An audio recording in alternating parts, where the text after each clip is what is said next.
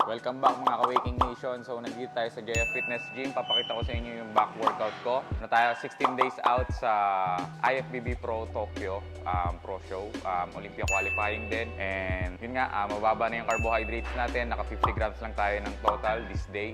Ewan ko kung hanggang kailan kami magbababa. Pero yun nga, sagad pa rin tayo sa training. And ipapakita ko kung ano yung gamit kong supplements. And kung ano yung ginagawa ko during cutting pace. And kung ano yung workout. And kung gaano kataas yung volume.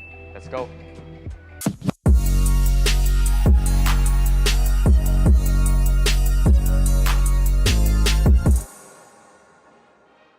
Nakatimpla na pala yung pre-workout ko. Yan. Inumin ko na dapat. Pero ito yung mga choices ko ng pre-workout kapag depende sa trip ko or kung ano makita kong kulay. Itong hide. Ito, sobrang taas nito. So, sinasuggest ko, bago nyo start to, start kayo ng half scoop lang. Kasi meron siyang 450 ng Neurosteam Matrix, 25 mg ng Yohim, and 1,500 mg ng Nitrosigin. Tapos ito naman, 3XT. Ito, malakas din ito eh. Yung pinakita ko last time sa story. Meron siyang 400 mg ng caffeine. Siyempre, yung favorite ko. Pag normal days, ito na yung gamit ko. Stimulate. 350 ba? Oh, 350 nga. Ayan. Ito na yung gamit ko pag normal days. Tapos ngayon pag low carb days, ito. Pero i-make sure nyo lang na yung tolerance nyo build up na bago nyo gamitin to para hindi masayang and para hindi rin kayo mag-palpitate. Tapos intra-workout natin, itong BCAA amino. So pwede nyo itong gamitin ng intra-fasted cardio and intra-workout or post-workout or before for muscle recovery and hydration ng katawan natin para mas mabilis mag-build up yung muscle and hindi tayo mag-muscle loss. Busin ko lang. Tingnan nyo naman, di ba? O, tangaling tapat pero may mga nag-workout. Doon sa Jaya, hindi sobrang init eh. Kaya hindi pa nga tayo pinapawisan, no? Pero tingnan mo yung araw sa labas. Nope! Edmond, baka naman. Meron sila dito. Sino mo? Lipo 6, fat burner.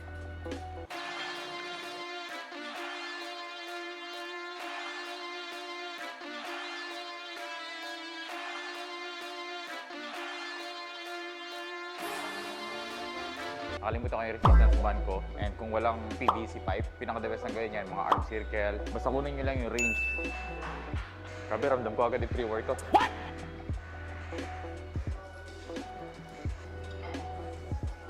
Exhaust tayo ng 3 to 4 sets nito, 20 repetitions.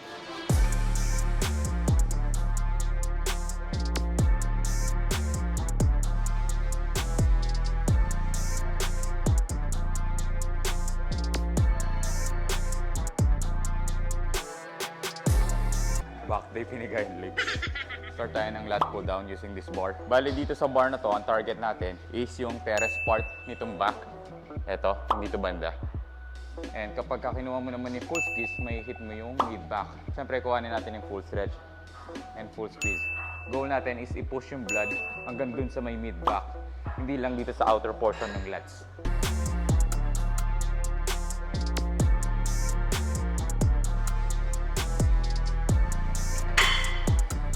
Dito sa lat pull down, sobrang importante ng angle ng torso natin. So, the more na nakaganito ka, the more na kaya mong i-hit yung mid-back. The more na naka-straight ka, and yung elbow pad mo is pababa, the more na mas ma-isolate mo yung lats. Pero the more nga na papunta sa likod itong elbow, the more na mas may hit mo naman yung mid-back and upper back. Saka ito, rear delts. Kaya yung iba, di ba, makita yung mga nagpo-push-pull leg, yung mga nagpo-pull movement or pull day, yun nga, sinasabay nila itong rear delts kasi tinatamaan na siya sa pulling movement.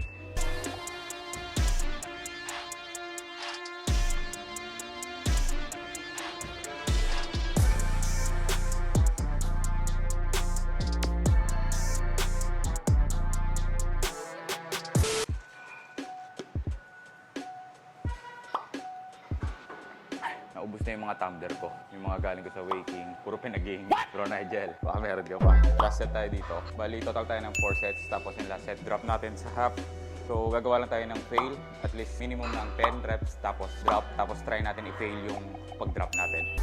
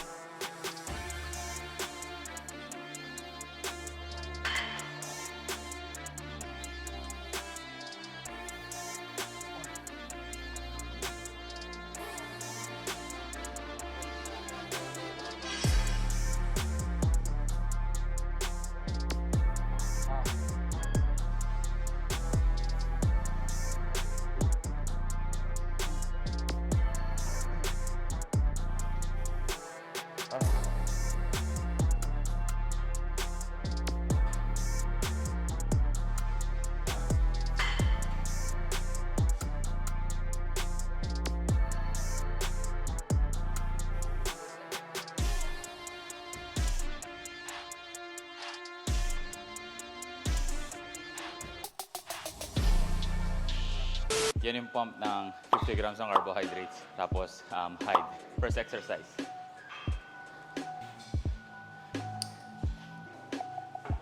Makita nyo, nothing special sa training. Kumbaga, same workout pa rin.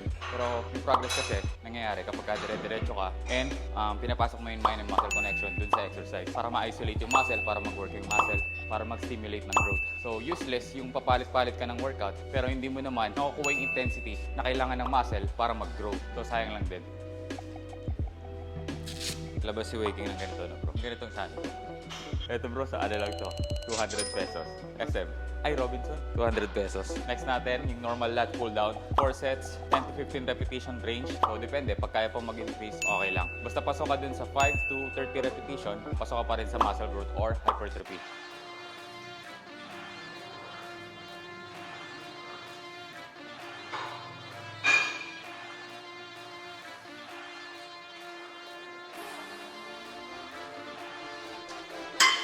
Iba kasi sinasayang yung first set nila. Diba gagawa silang 4 sets, tapos sasayangin yung first set na parang gagawin na lang nila is papump na lang. So mali din yung part na yun. Kung maglalagay kayo ng gano'n, like dalawang non-working set, tapos dalawang working set. Yung dalawang working set dapat sobrang intense nun. As in, nanginginig kayo or yung feeling na nag-struggle talaga yung muscle nyo para ma-hit yung 8 to 12 repetition. Kaya na nakakapag-isip pa ako, 50 grams na lang carbs.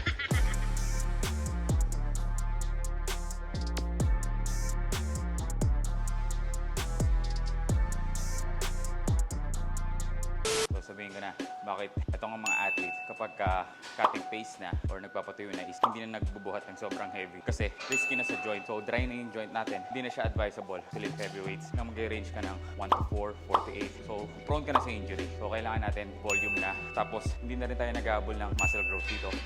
Ang inaabol na lang natin is yung blood flow, then yung tuyo. So pinapabagsak pa natin yung body fat. And yun nga, overall, pinapaganda natin yung blood flow para pag pinasukan ng carbohydrates, i-absorb niya lahat. Tapos biglang puputok yung muscle fiber. Kaya makita nyo, biglang shredded.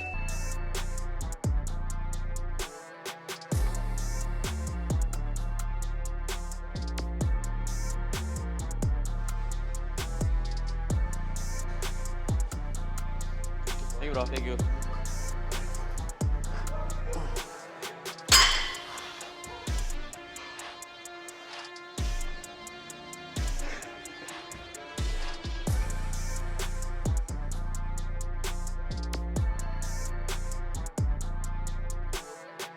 Actually, hindi ko dapat i-message si Warren kasi nga 50 grams na lang ako ng carbs. Pag ganito kasi, yung pinaka-oras quiz, mabilisan lang. Like cardio, kain, pahinga, kain ulit, training, cardio. So uwi na, tapos hihiga na lang ako. Yun lang. Kaso yun nga, para rin makita nyo yung ginagawa ko ng low carb, at least makita nyo na kahit low carb, dapat pinupush nyo pa rin yung sarili nyo sa training.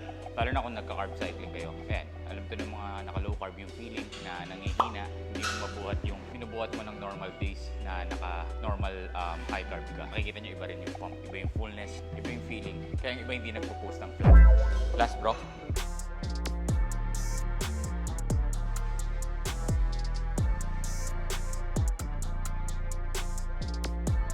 Kung yung habol nyo is yung width, yung lapad, ito yung the best. Puro pull down movement. And then, kung yung thickness naman, yung kapal, yung detail, more on rowing movement. Okay? Pwede kayo mag-row dito, i-angle nyo lang yung katawan nyo. Rowing. So, depende sa angle ng arms, sa position ng arms, kung ano yung tatargetin nyo, kung upper, mid, or lower.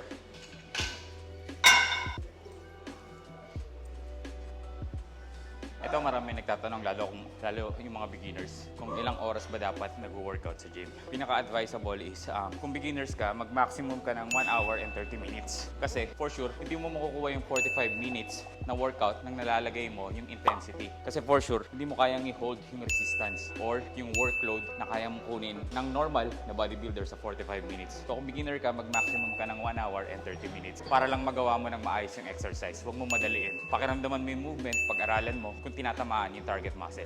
Yung iba, nakukuha yung 45 minutes, it's because kaya na nilang i-control yung movement, kaya na nilang i-adjust yung resistance na kailangan nila. Kaya nilang ilagay yung enough weight para ma-maximize yung training exercise nila doon sa isang exercise. Like ako, makita nyo, nag-fail ako ng 10 repetition doon sa lat pull down. Pero yung ginawa ko is progressive. Di ba? Nag-i-increase tayo gradual. So pag feeling mo nakaka-15 repetition ka papaangat, dagdag ka ng weights, dagdag. Hanggang sa struggle ka nang ma-reach yung 10 repetition, yun, doon ka na mag-stop or doon ka na mag-hold ng weight. Ang gawin mo na lang doon is control na lang yung movement.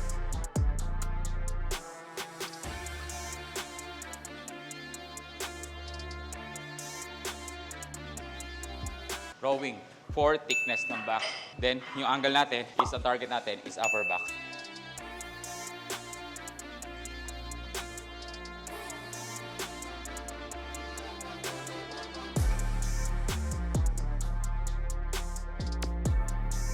Ngayong cutting pace na ka, actually ito yung pinakamataas naming cardio. May 40 minutes fasted ako ng morning. Then may 20 minutes post-workout. So 1 hour total. Then yung 40 minutes sa morning is high intensity. Yung post-workout is brisk walking lang, steady state. Pero sa cardio, nagbe-burn ako ng total ng around 600 calories. Total yun sa 1 hour.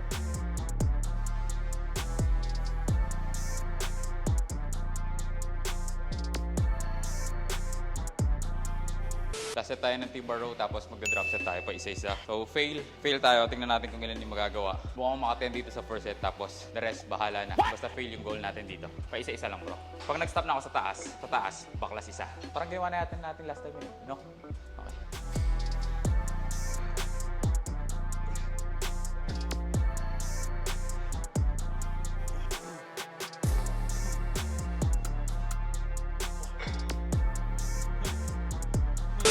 Medyo gumamit na tayo ng legs. Pero normal yun. Yung gagamit ka na ng ibang muscle.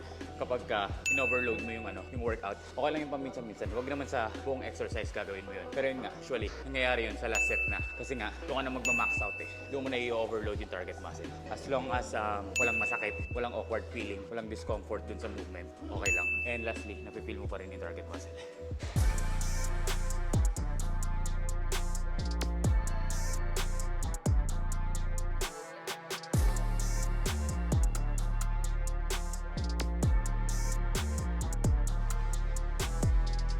Food.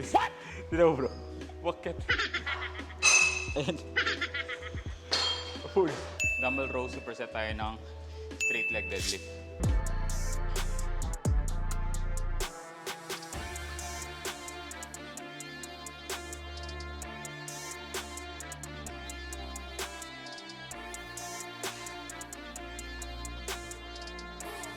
Ikaw, hanggang saan kaya ng pre-workout?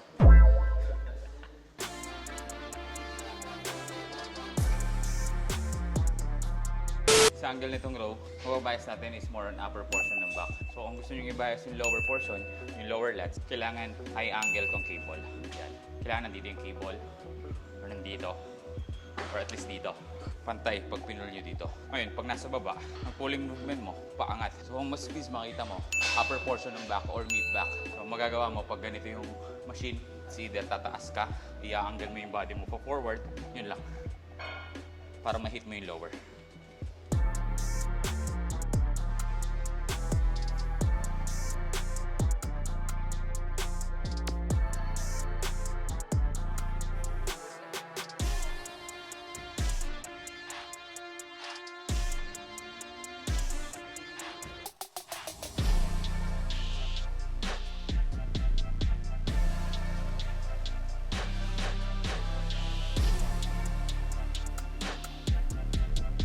So ayan mga ka-Waking Nation, yung full back workout natin ng low carbohydrates. And abangan nyo yung mga next vlog namin kung kakayanin ko po makapag-vlog ng 2 weeks out and 1 week out. Abangan nyo lang dito. Huwag nyo kalimutan i-like, share, and subscribe. And click yung bell button para updated kayo sa journey natin sa Olympia.